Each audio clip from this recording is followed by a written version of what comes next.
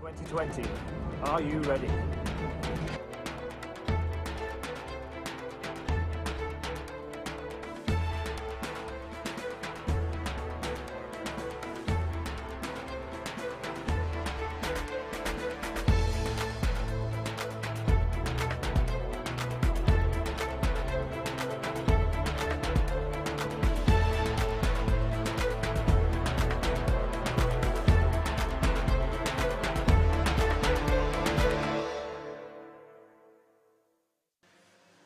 Good afternoon, ladies and gentlemen, and welcome to round number 4 of the Rich Energy British Mini Bikes. We are here in Lancashire, just on the outskirts of Wigan at Three Sisters. This is a very popular track with the mini bike crowd, back here once again on this brutally fast circuit, and we are looking towards a good afternoon's racing. My name is Chris Sora, delighted to...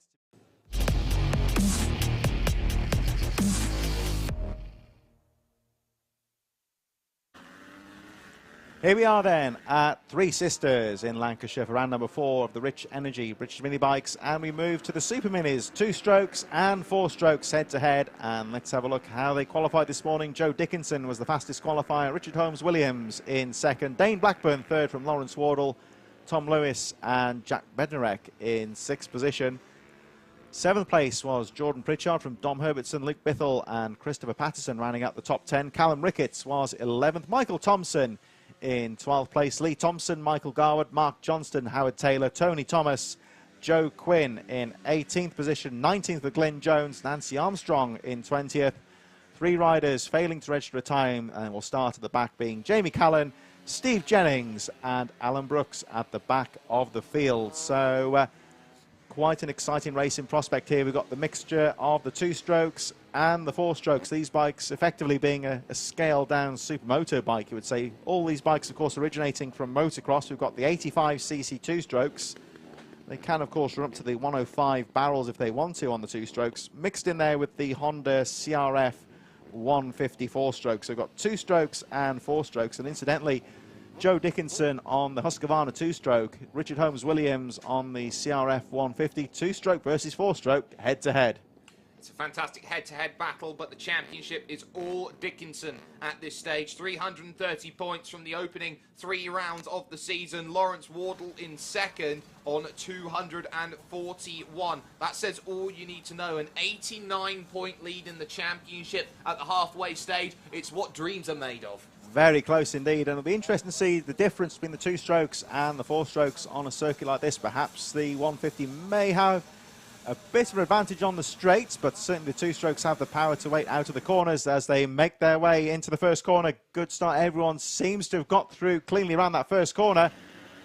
And a shout out here to Joe, Nancy and Michael from JN Racing from Jeanette Vaughan as the race gets underway. Good clean start. Everyone seems to have got through the first few corners safely, but it looks like Joe Dickinson on the Husqvarna has got the lead, possibly in second. Well, looks like it could be Dane Blackburn up to second possibly. We'll check that in a few moments, but yeah, certainly is the 114. So it's 1 and 2 for the 2 strokes, and the first of the Honda 150s in third. Richard Holmes-Williams right behind in third. Absolutely, we've got this one as well, just in the mid-pack, starting to get a little bit dicey, but up the hill they come then for the very first time. Oh, a little bit of a correction then, going through from about second position then. That will be a little worrying for Blackburn, hitting the brakes into the final corner. Last thing you want is at the quickest point on the circuit for the bike to fall away. There's the 13 having a nice run. Christopher Pattinson then in a little bit of a scrap as they head in towards the paddock bend, turn number 1 once again. Some nice work being conducted here at this stage, and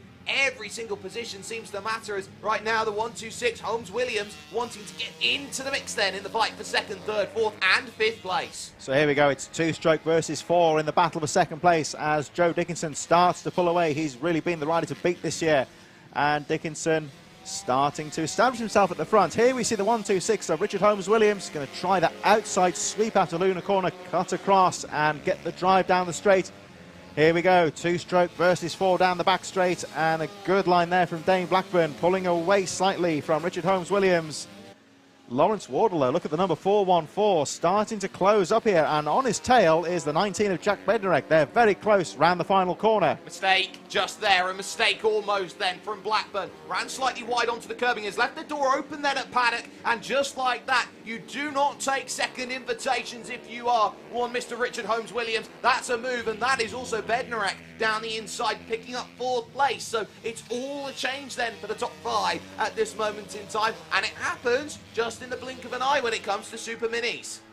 So Joe Dickinson on the 48, establishing himself that gap just over 1 second at the front, although Richard Holmes-Williams, a good move down the inside into the first corner. Now clear in second place. Blackburn trying to hold on. Here they come down Conrod Straight. We've got Wardle and Bednarek in there as well down the back straight. Let's have a look, though, as Blackburn starts to fight back here down the inside of the Richard Holmes-Williams and makes the move stick. Lovely move there from Dane Blackburn. Really got a good drive, and again the 2-stroke versus 4 battle here for second place. Joe Dickinson pulling away neatly at the front, but very close for second, and Holmes-Williams possibly the engine braking of that 4-stroke might help. Looks aggressive in the slower corners. Definitely does, and of course those slower corners, they are at the beginning of the lap, so that's where the advantage is going to be as they now head through 3 to 4 and 5 and on towards the next section of the road, the Lunar Bend coming up in the not too distant future. So now this becomes a case of, okay, we are right exactly where we want to be, but there is a rider 1 second down the road that would be nice, and I think both of them feel like they are best placed for it. The wider line being taken by Dane Blackburn gives a better run onto Conrod, and they can see the extension of gap going out to about 3 bike lengths there as they go on through, and now you can see what the focus is for 114. It is chase time. There is a lovely smell of premix wafting into the commentary tower at the moment as they make their way down the Conrod Straight, and the race certainly hotting up on the track as Dickinson sets the fastest lap, 55.690. And this battle here, we got the number 19 of Bednarek Wardle very close as well. Here we see again the battle of second place. Richard Holmes-Williams on the 126, looking strong but can't find a way past Dane Blackburn in second at the moment. Both those riders trying to close up. It's only 1.4 seconds between them and the leader, Joe Dickinson, as they make their way down Conrod Straight once again. The 114 of Dane Blackburn in second. Holmes-Williams using the torque of that 4-stroke to try and get down the inside, trouble a bit further back there. That's the 819 of Nancy Armstrong. And number 11, possibly Dom Herbertson. Both riders okay, but some sort of issue a little bit further down the pack. The race goes on, of course. That's just out of the first corner where those 2 riders have hit trouble, but nonetheless, this won't bother the leaders.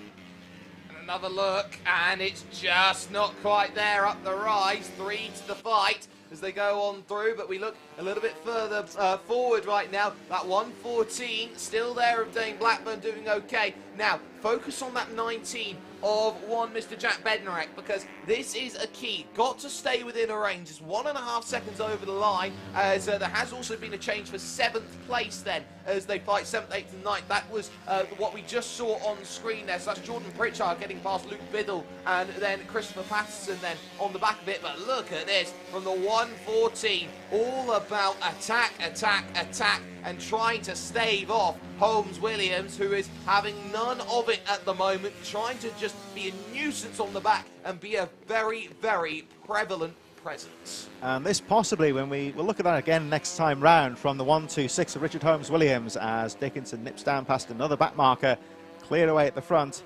We've got the 2 strokes and 4 head-to-head, and we're seeing the 126 on Lunar Bend taking a very tight line out of the corner. Got a bit more torque on the 4-stroke, so might be able to get that drive on the inside. The 2-stroke sometimes does benefit from carrying the speed through the corners, having to use a slightly wider line at times. You'll see the race leader here, Dickinson, coming into Lunar Bend now, taking a nice sweeping line through the corners, keeping the 2-stroke power band in check. Here, let's have a look at Blackburn now. He will drift wide here. Holmes-Williams just got that torque on the inside to keep up with him on the inside line. Blackburn using the momentum around the outside. So interesting to see the 2 dynamics of the bikes there head-to-head. Yeah, and that's all that you can see right now. It's the fact that at the most important part of the circuit, where you need all that pace, the 114 is able to just manufacture just a little bit of a gap, enough of a gap at this stage just to make sure that through the tights and twisties of the opening section of the lap, Holmes-Williams doesn't have much to argue with here and cannot get into a position to attack. Looked close again in towards the next left of what is turn 2, Lucy's Valley. Nowhere to be seen is the overtake, and that's the issue. Getting close in the tight and twisty sections right now here, but really, Chris, what you need is a little bit of oomph to make the overtake. Yeah, just it's very closely poised here. We mentioned last time round about the dynamics between the two different sorts of bikes. As one rider, that's Patterson, I think, Christopher Patterson, that's gone down, possibly on, I think it might be Luna Ben looking at that camera angle. Riders are okay in any case, so that's good news. We, of course, spoke to Christopher Patterson at the last round at Wilton Mill and did quite well at Wilton Mill, but today at Three Sisters, not really going his way, unfortunately, but the rider's okay. As again we look at this battle, Dickinson a little bit further ahead, 2.2 seconds down the road. Dane Blackburn in second place, Richard Holmes-Williams in third. Interesting battle here, of course, with the 2 and the 4 strokes head to head. And you see, again, you can see Holmes-Williams just able to get a bit more torque out of the corners. But Blackburn, some nice lines there, keeping the machine nice and smooth. They are closing up on one of the midfield runners. I think Mark Johnston's in front of them. Very close battle here, and again you see Holmes-Williams just using that torque around the corners. Blackburn will be a little bit wider here, but again Holmes-Williams, I think he's changing tack here, just trying to get a bit of a drive down the straight. Here they go, this is going to be tight down the straight. Absolutely it is. Blackburn's got to hold on to this. If he gets this position right now, second place, Wardle in fifth, he brings the gap to second in the championship down to just 4 points. So now they go through traffic as they dive down into the final corner. Right now, they've got to take the narrow line off the exit. This is going to hamper Blackburn here, and Holmes-Williams now on the last lap has the greatest opportunity so far to pick off what is needed here. Good run though from the 114, moving through the paddock bend into Lucy's Valley and up the hill once again. It's a case of it's just not there for the 126. And it's a very nice day, of course, for Joe Dickinson. A relatively quiet day, you might say, by his standards. He's usually very busy with Carl Ryde, of course, in this class, but all on his own at the moment. So he goes around Luna Bend for the final time. Blackburn and Holmes-Williams still scrapping away just a bit further behind, but Dickinson has been the rider of the race so far. It's been pretty close, 3.1 seconds even now. As we again look at Holmes-Williams, one last try down the back straight, but he fails to get the drive out of Luna Bend. And that top end Husqvarna screaming down the back straight as Joe Dickinson comes round the final corner. It's been a faultless race for him. And of course he was going to pop a wheelie over the line, wasn't he? There he goes, checkered flag. It's going to be second place for Blackburn only, just from Holmes-Williams. Bednarek and Wardle should be rounding up the top 5. Well, Bednarek goes through. There's Wardle, indeed they do. There he is.